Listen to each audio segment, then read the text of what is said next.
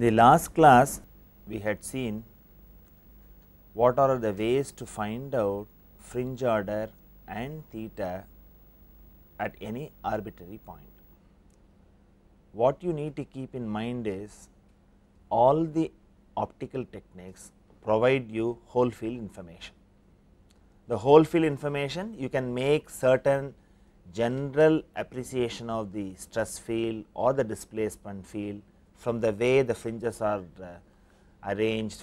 The density of the fringes give one kind of information, the thickness of the band gives another kind of information. So, you can make certain assessment about the problem by visually looking at the fringe patterns. This is one aspect of it. The other aspect is you need to make quantitative evaluation of the parameters involved. Only then you will be able to compare whatever the numerical values that you get from an experiment to a parallel analytical or a numerical comparison. So, you need to also know how to get these quantities quantitatively. And what we saw was finding out theta at any arbitrary point is very simple. You go to a plane polariscope, keep rotating the polarized analyzer combination, and when an isoclinic passes through the point of interest, you find out what is the value of isoclinic. The only key difficulty there was the isoclinic fringes are very broad. Because they are very broad, unless you carefully stop your polarizer analyzer combination at the point of minimum intensity, there could be error introduced.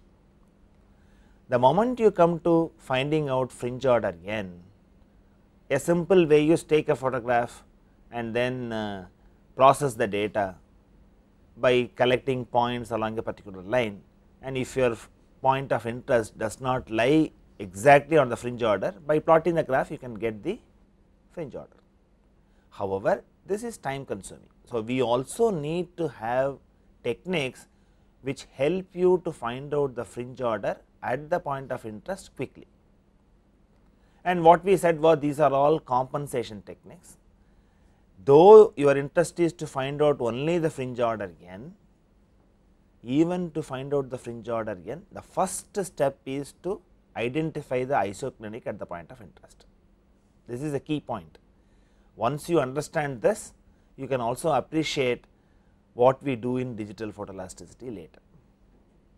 And what you saw was we had Babinet-Soleil compensation. In this you had an external compensator, you had a gadget, and this was aligned by finding out the isoclinic angle. In this case it was 30 degrees, and then this was kept. And what you did was then you rotated the knob until a fringe order passes through the point of interest. And I caution that this is the field of view within the compensator. Within this, whatever the modification that you have done is valid only for the point of interest from the point of view of data interpretation.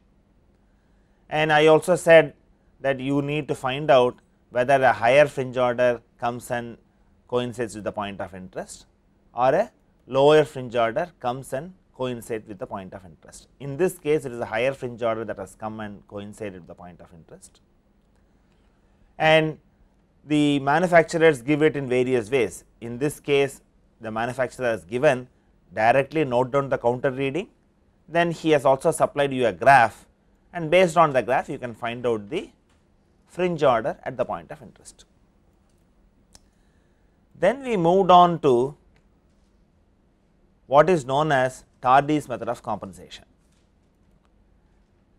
The focus here is, instead of using an external compensator, can one of the elements in the polariscope itself could be used as a compensator. In this case, it is an analyzer which is to be rotated to an appropriate angle to function as a compensator. And what we will do is we will see the procedure first, then we will go and develop the mathematical analysis and convince ourselves whatever the procedure that we have stated indeed coincides with our analytical development. That is the way we will proceed. And as in any compensation technique, you will have to find out the principal stress direction, at the point of interest using a plane polariscope. Your interest is only to find out fringe order n, but you also have to find out theta. The second step is I have to form a circular polariscope such that the polarizer is kept at the isoclinic angle and all the other optical elements are appropriately arranged. And if you do not align the elements properly, there would be distortion in the isochromatic field. So, one of the indirect check is if the optical elements are correctly aligned, there should be no difference in the isochromatic field compared to the conventional arrangement. So, this is how you verify whether you have followed the second step correctly, identify the isoclinic. Second step is reorient your polariscope such that the reference axis at the point of interest, namely the principal source direction, is the reference axis for formation of your circular polariscope. And this makes your analysis simple. See, once you make the reference axis as the reference axis for your polariscope, what is the value of theta that you need to substitute? When I have to analyze the model, we always say it gives a retardation delta, it has the orientation theta. Suppose I take the reference axis as the principal source direction at the point of interest, theta becomes 0, and this makes your calculation very simple and fast. So, the implication of making a circular polariscope also helps you in your mathematical analysis, the theta becomes 0. So, this is the important step that you need to understand. Then finally, you rotate only the analyzer such that a fringe passes through the point of interest. So, from this axis I should find out what is the angle by which analyzer is rotated. I should know what is the reference axis before I start rotating the analyzer. That becomes the reference axis, then I start rotating it until a fringe passes through. What are the possibilities? I can rotate the analyzer clockwise as well as anti-clockwise. So, both will give some numbers. So, we need to know how to interpret this. There is no preferred orientation that you should always rotate clockwise or you should always rotate anti-clockwise. You have to do it depending on the problem on hand, and in experimentation we always want to do some kind of an averaging. So, you better do one measurement by anti-clockwise, another measurement by clockwise. So, you take the average of these two and find out the actual fractional fringe order, then the total fringe order. And what I said was, suppose beta is the rotation given to the analyzer, then fractional retardation is given as in terms of fringe orders. When I write it as simply delta, it is in radians. If I write it delta suffix n, it is in fringe orders, and this is given as beta by 180 degrees, and I have this as sign has to be fixed based on heuristic information. Sign does not come from your mathematical analysis, sign comes from your observation whether the higher fringe order comes and occupies this point of interest or a lower fringe order moves and occupies the point of interest. And I have also cautioned, whatever I do in a compensation technique, it pertains to the point of interest from the point of view of data interpretation. That will become more clear when you look at Tardy method of compensation.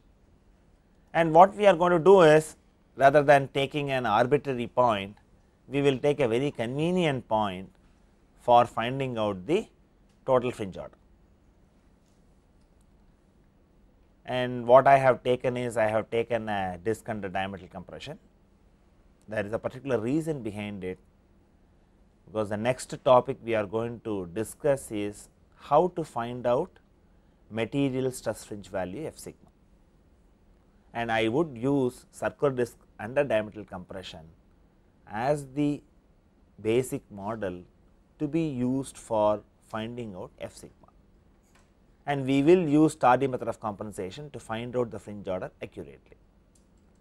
And what we are going to look at, we are going to look at the center of the disc, and I have taken the loading in such a manner if neither full fringe or half fringe, that is here it is 0, 1 and 2, the fringe order lies between 1 and 2 and fringe order lies between 0.5, 1.5, 2.5, that is the way the fringes increase. So, it lies between 1.5 and 2.5. So, both in the dark field as well as the bright field, a fringe order does not pass to the point of interest. So, I need to find out the exact fringe order only by a compensation technique. And in some of the polariscopes built several years earlier, they used to have a control on loading the model. They used to have a water tank to load the model. So, they will adjust the level of water until a fringe occupies the center. There are also polariscopes like that. So, we will not we do not need that kind of a loading arrangement if you know how to employ Tardy method of compensation. I can find out the fringe order very accurately with the existing loading frame without much difficulty in adjusting the load, so that a fringe passes through the point of interest. And here we have deliberately taken the center. From your knowledge of solid mechanics, and you have also looked at the analytical expression for the stress field, what is the principal stress direction at the point of interest? This is exactly at the point of symmetry. So, the x and y axis themselves function as principal stress direction. We will verify it. We will also see the isoclinic, because in any compensation technique, my first step is to find out the isoclinic at the point of interest. Once I have the isoclinic determined, the polarizer analyzer are aligned to this as the base angle, quarter wave plates are appropriately rotated, so that you form a circular polariscope with the reference axis at the point of interest as x and y. Let us go and see how I am getting it. So, what I find here is I have been able to get a fringe order passing to the point of interest. This we will see, this animation we will see quite a few times, and you should also look at what is the shape when it passes to the point of interest. I am moving the cursor. What is its shape? It is like figure of 8. So, if you are able to observe this, is it necessary to mark the point at the center? It is not necessary. See, if I want to do any evaluation quantitatively at a point of interest, I must mark the point and then find out the fringe order. If I take the center, because the fringe occupies a position as 8, it is easy to identify that I have got the fringe order at the center, and this is one of the advantages. When I want to go and find out f sigma, I have to simply take a circular disc, make it as a figure of 8 by rotating the analyzer, you find out the fringe order accurately. You do not even have to mark the point. So, it eliminates one more step in finding out comparison between experimental calculation and analytical comparison, because the focus is to find out f sigma, focus is not to find out the fringe order. Fringe order you need to know, and based on your analytical computation find out what is the material stress fringe value. So, this eliminates one more step in your evaluation of material stress fringe value. So, note down, in the earlier slide what we saw was both the bright and dark field fringes were not passing to the center. Now, I have rotated the analyzer and I have made this fringe passes through this point of interest, and I have made an observation that this forms a figure of 8. And just to convince you, we will see the isoclinic. Isoclinic at the point of interest is 0 degree isoclinic. I have a plane polariscope, because I have to go to a plane polariscope and then do it. I have the source of light, then I have the polarizer, I have the model, and this is what I said, at the point of interest the reference axis itself is the base reference axis for the final circular polariscope also. In this case, the point is selected as the center of the disc, the horizontal and vertical axis themselves are principal such directions. So, I have the polarizer analyzer coincide with this, and normally we also make a polariscope with polarizer vertical and analyzer horizontal. So, another advantage why I use circular disc as a model for F sigma calculation, I do not have to do anything for the polariscope. Even if I want to find out fringe order with second decimal place accuracy, it is enough I keep the model properly loaded and simply rotate the analyzer. Though in a generic Tardy method of compensation, my first step is to find out isoclinic at the point of interest. Second step is rotate all the optical elements such that you form a circular polariscope with the reference axis at the point of interest. So, these two steps are redundant when I want to use circular disc and use the center to find out the F sigma calculation. So, you are learning both Tardy method of compensation as well as why a circular disc is so popular in photoelastic analysis. Because I said when you are learning strength of materials, you are taught from a simple tension member, then you go to bending and you never touch circular disc. Whereas, in photoelasticity you touch only circular disc, because unless you do a course in theory of elasticity, you cannot find out the stress field in a circular disc. But circular disc has very simple fringe contours. You can illustrate both isoclinics and isochromatics in a plane polariscope, and also helps you in finding out material stress fringe value very comfortably. So, I can develop how to identify fringes using circular disc. I also use it to find out F sigma. That is why circular disc is very popular. So, the first step is I need to find out the isoclinic angle at the point of interest, and we find that in a plane polariscope you find the 0th degree isoclinic passes through the center. And if I look at the isochromatic, to convince yourself that I have this as a dark field, I have fringe order 0, fringe order 1 and fringe order 2. So, you can say the fringe order at the center is between 1 and 2. So, I need to find out the fractional part, and I have already said I can rotate the analyzer clockwise or anti-clockwise. While doing so, I should also see which fringe moves and occupies the center. Because I have a very good animation, I can show you repeatedly either clockwise or anti-clockwise and observe. First observe, then make a note of it. I will also give you sufficient time for you to make a sketch of it, because the concept you will have to understand. You have to form a figure of 8 mainly because even without marking the point, you can ensure that you find out the fringe order at the center. So, that is why I identified, because when you rotate the optical elements, you have to visually check whether you have reached the minimum intensity. So, one check is it forms a figure of 8.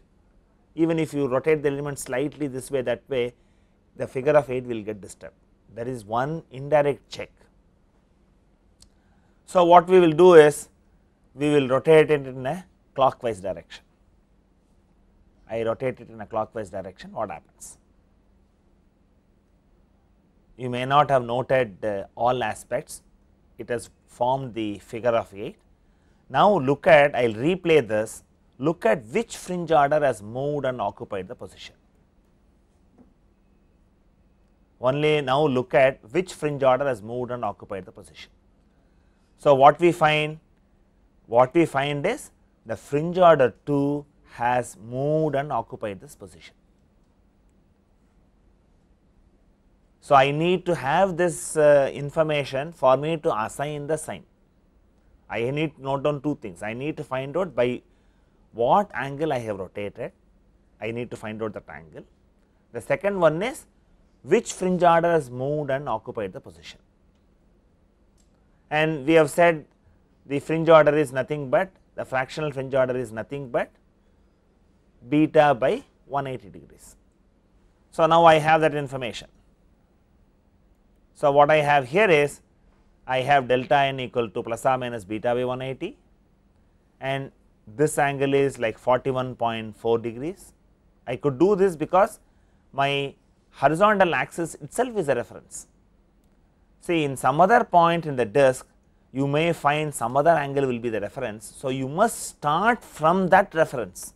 You should not always start from 0. The isoclinic angle at the point of interest forms a reference, because in this case the center horizontal and vertical coincides, I measure from horizontal. So, there is the possibility that you may misinterpret find out the angle from horizontal, it is not so. Find out the angle from the reference axis at the point of interest. So, I have beta equal to 41.4. So, I can find out what is delta n. I have still not attached the sign, I still say it is plus or minus 41.4 by 180 degrees, and that gives you plus or minus 0.233. So, now I know the fringe order was between 1 and 2. So, I do this as 2 minus 0.23 equal to 1.77. So, I can find out the fringe order at the point of interest very precisely.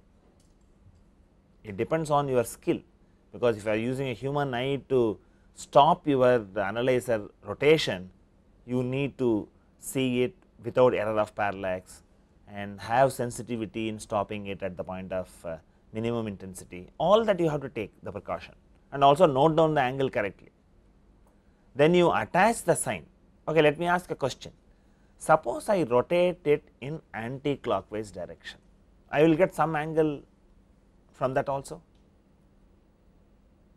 Can you find a relationship between the rotation I do it in clockwise and rotation I do it in anti-clockwise?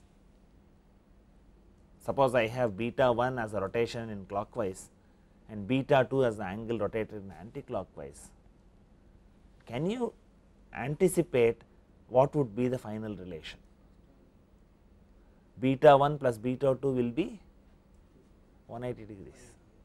Okay. So, that is another check, but you do not have to make it as 180, you have to make the experimental measurement. So, that if I take two measurements, because the fringe order at the point of interest is only one unique value, whether I rotate the analyzer clockwise or anti-clockwise, it should reflect the same value, but because of experimental uncertainties, you may find out 1 degree error this way, that way. So, you take both the measurements and take an average. So, you also have the advantage of applying statistical principle in data processing. Okay.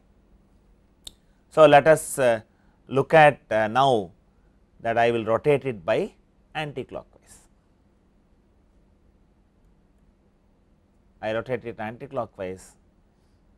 So, I find that I have to rotate by a longer angle, number 1, and I will replay and then ensure which fringe order has moved and occupied the position. So, which fringe order has moved? Fringe order 1. In the earlier case, we saw fringe order 2 came and occupied the position. In the second case, the fringe order 1 has moved and occupied. This is a very important information. In fact, this is the advantage in a conventional photoelastic analysis. You get the heuristic information in fixing the sign of the fractional retardation. In fact, this was a very difficult task in digital photoelasticity. Fixing the sign of the fractional fringe order was not a simple task. It took almost a decade for people to figure out completely all aspects related to this. It was not a simple problem. So, what I find the angle as 138.6 degrees. Then I am able to calculate delta n, this is plus or minus 0.77. Because the fringe order 1 has moved, I attach the sign plus. So, I make it as n as 1 plus 0.77 equal to 1.77. So, now what we will do is we will look at the complete procedure. The first step what I need to do is I need to find out the isoclinic. So, I find out the isoclinic in a plane polariscope, even though while starting the discussion I said because it is at the point of symmetry, the axis coincide with the principal stress direction, the reference axis themselves are principal stress direction.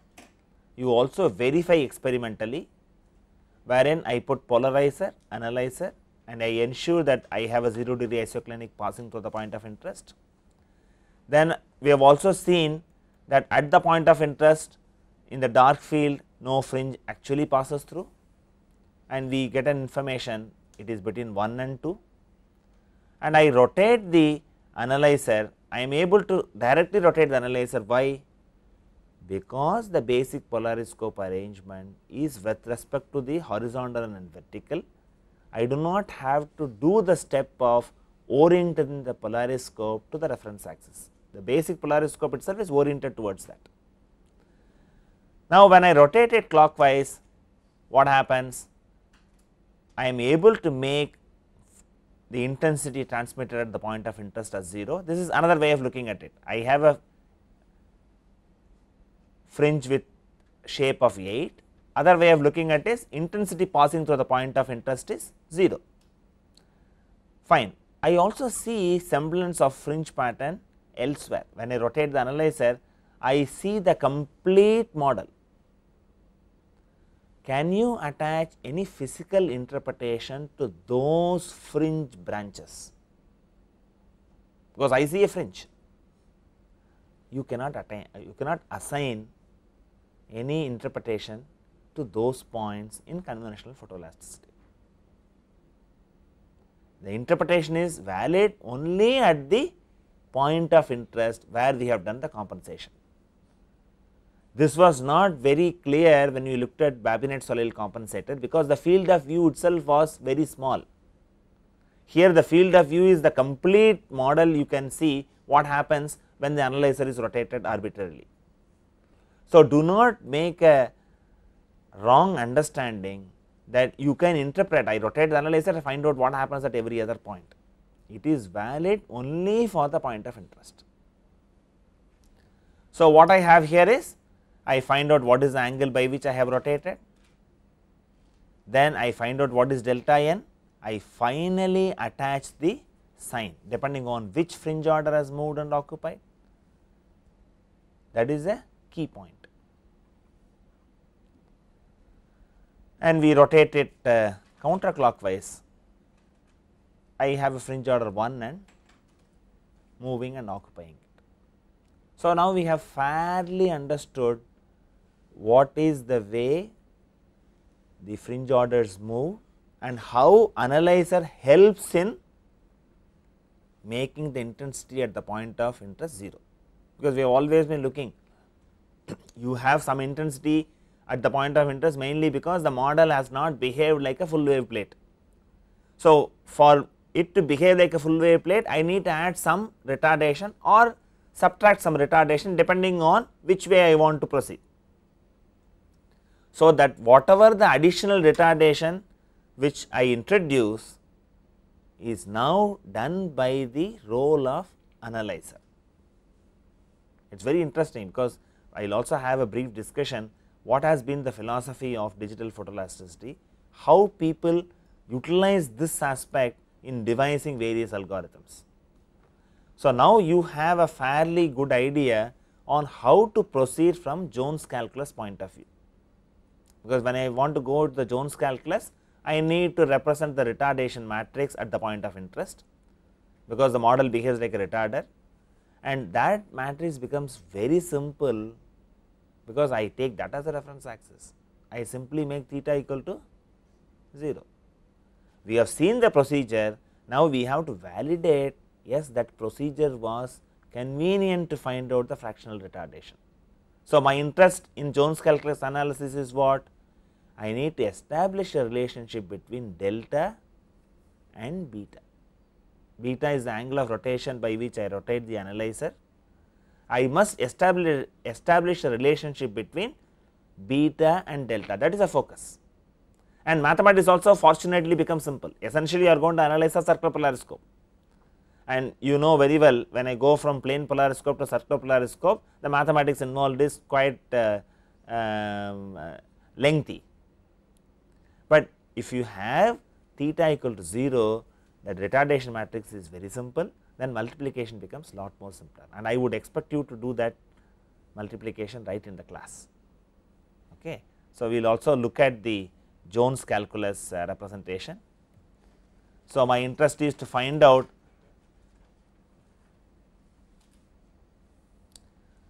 what happens along the analyzer axis and perpendicular to the analyzer axis,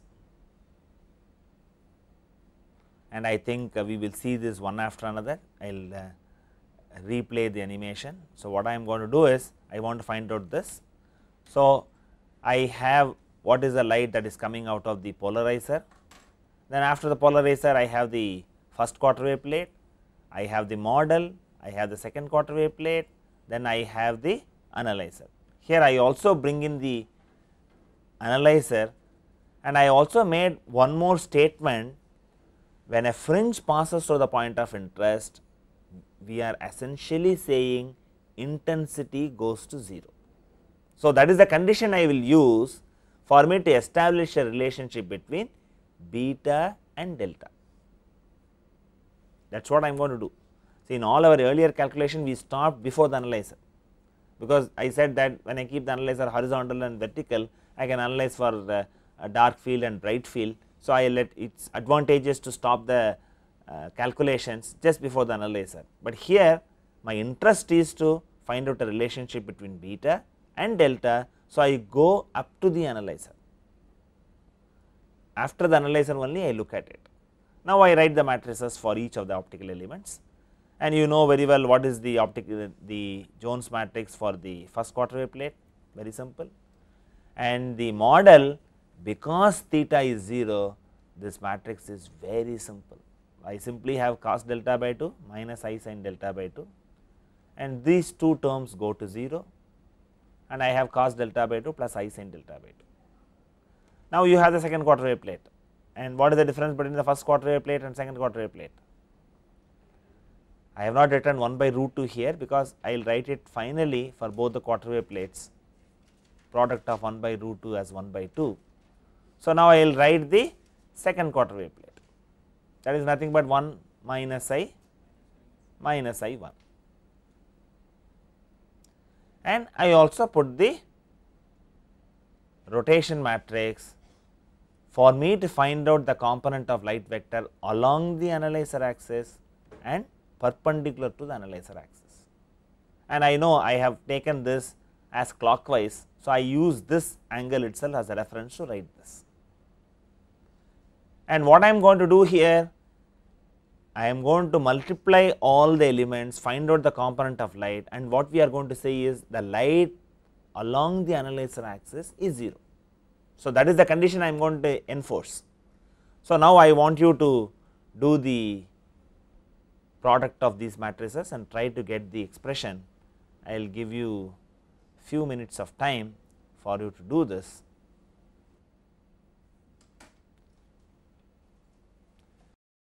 That would help for you to revise the notes comfortably.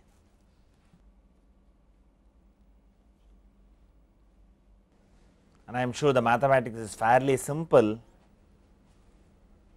and some of you have got the results reasonably, and I will proceed to the next step. And when I do the simplification, I get the final expression in this fashion. I have not multiplied this rotation matrix, the rest of the matrices reduced to sin delta by 2 and cos delta by 2 k e power I omega t. You can verify your calculation, and this is how you get the expression. Now, I am going to say that horizontal component goes to 0, and finding out that is fairly simple. That is fairly simple, that you can work it out, and when I do this, I have it like this.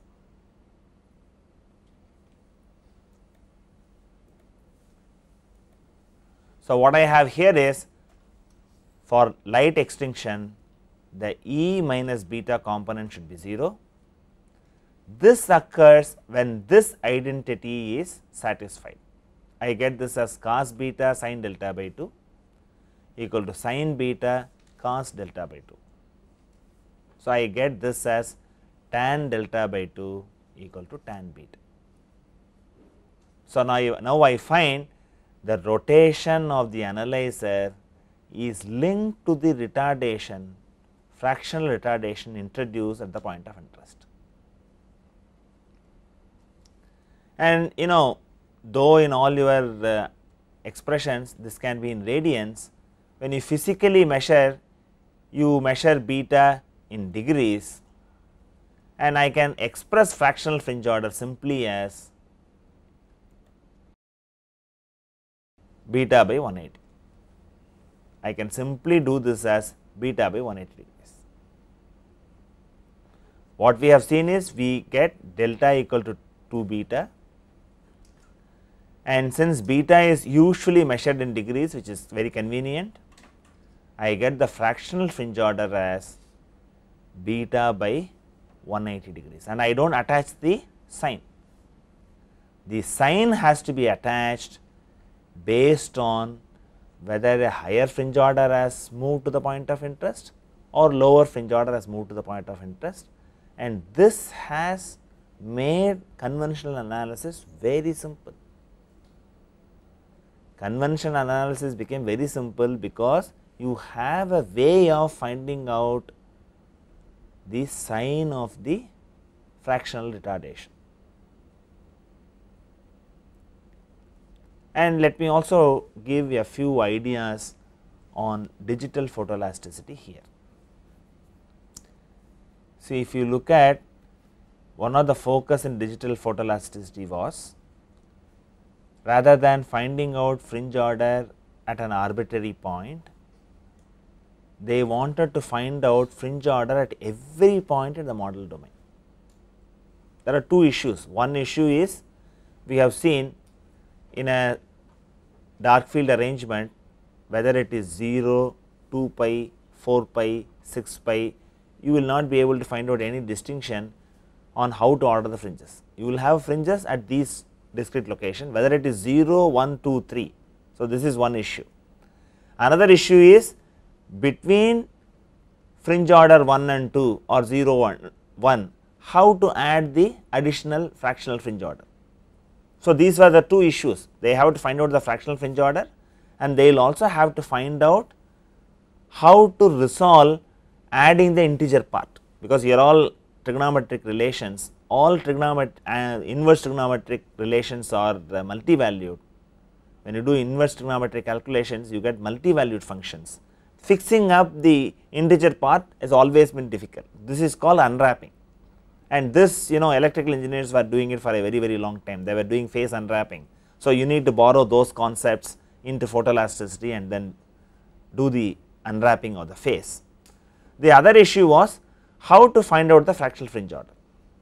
And if you look at many of the interferometric techniques, we have looked at, for example, double exposure methodology in hologram interferometry. We will just have a look at it. We will just have a look at that double exposure method. And what we had was, we had one beam falling on the model, another beam goes through the mirror and then gets reflected, and you call this as a reference beam. You call this as a reference beam. So, one of the techniques what people did was, they wanted to record multiple images with known phase shifts, because in order to resolve the ambiguity in fixing the sign, fixing the integer fringe order, they had recorded multiple images, and the whole approach was processing the intensity information. The approach is not just looking at fringe order and then assigning it. You have to look at what is the intensity at the point of interest. By processing the intensity information, they were trying to find out fringe order at every location.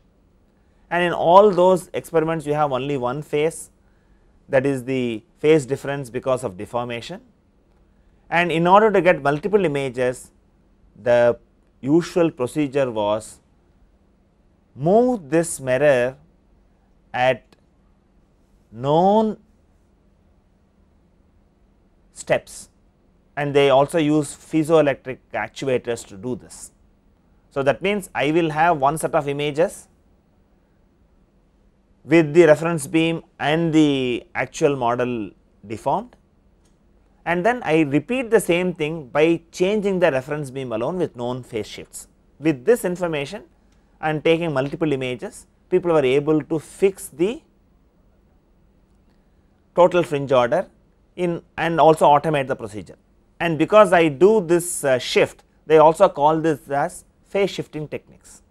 And what is the parallelism in photoelasticity? In photoelasticity we saw one ray becomes two, because it behaves like a crystal and you have a temporary birefringence. So, whatever happens to one ray happens to the other ray also, and this is where Tardy method of compensation opened up a new perspective.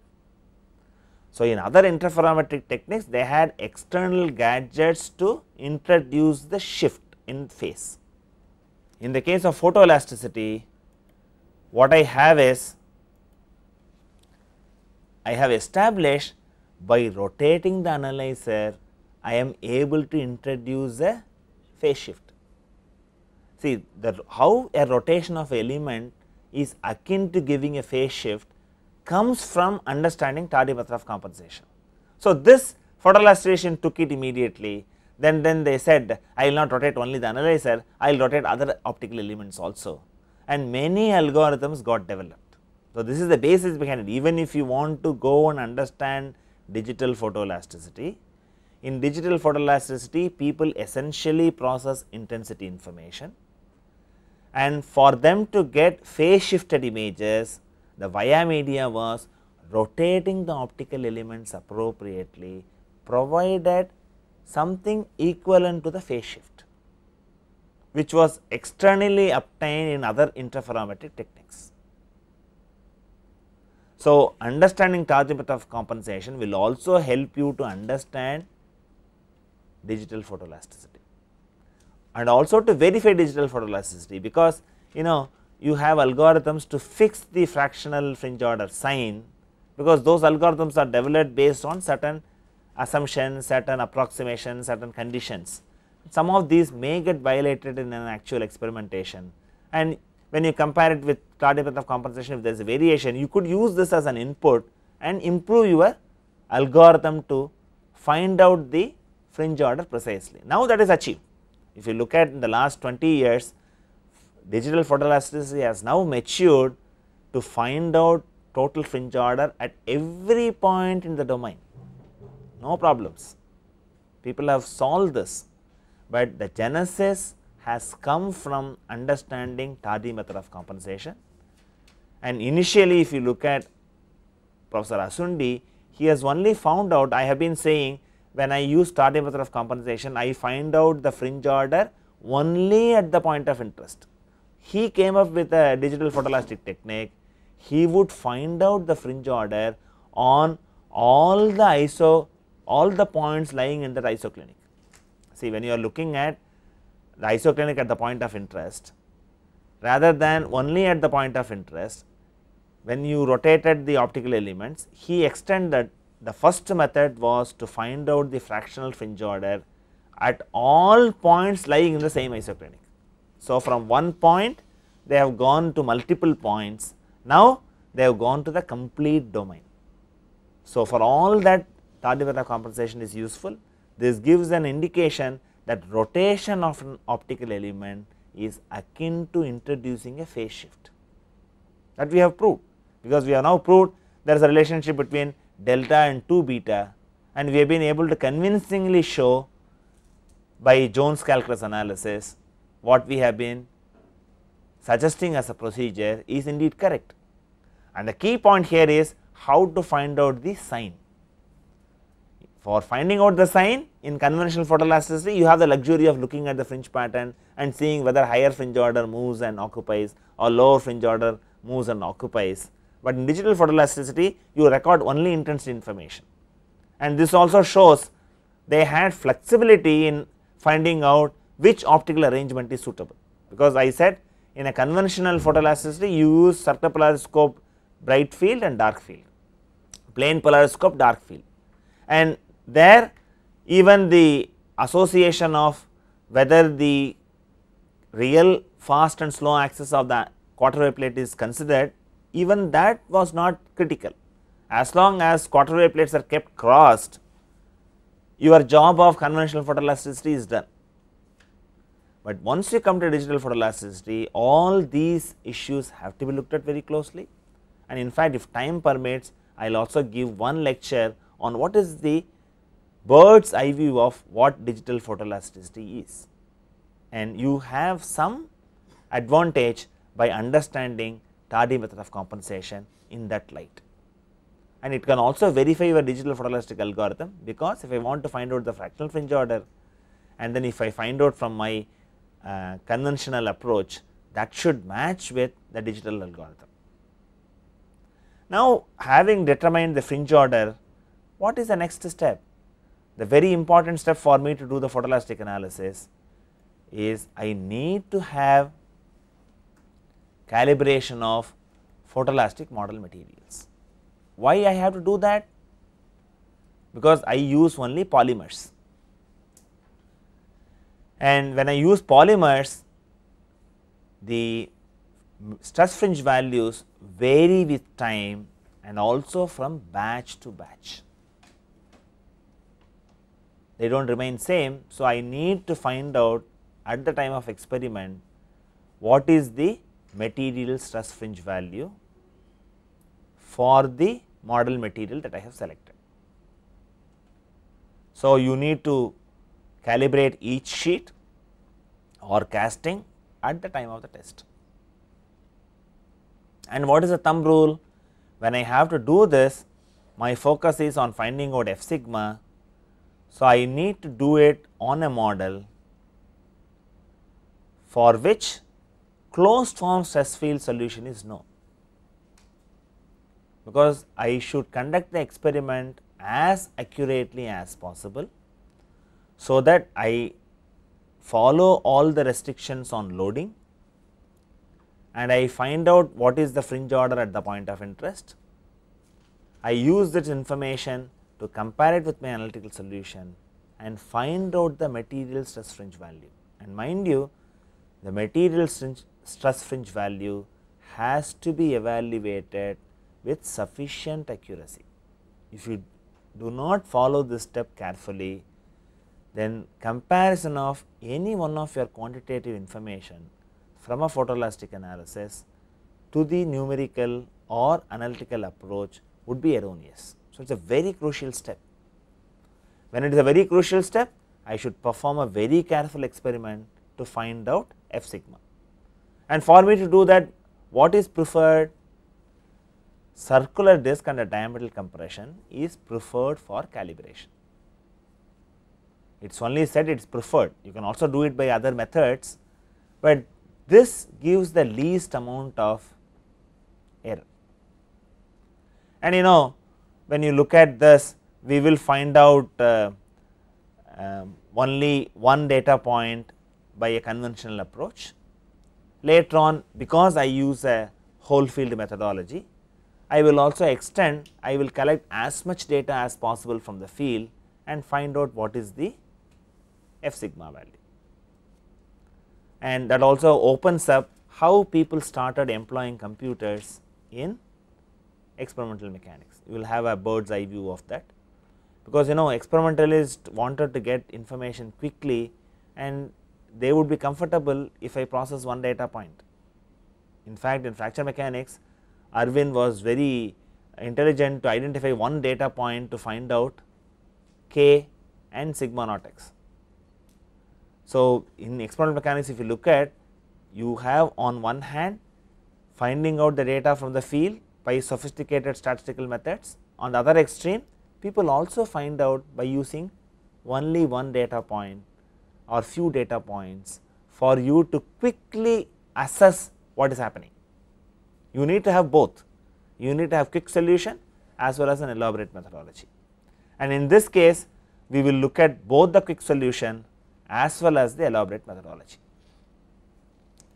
And this is just to brush your old memories. We have already seen this set of stress field equation.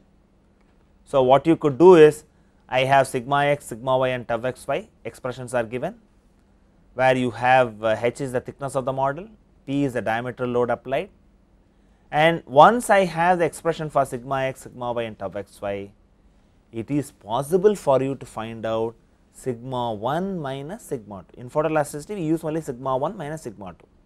So, what I would appreciate is, since you have these expressions, go back, work it out in your rooms, find out the expression for sigma 1 minus sigma 2, represent it as a function of x comma y.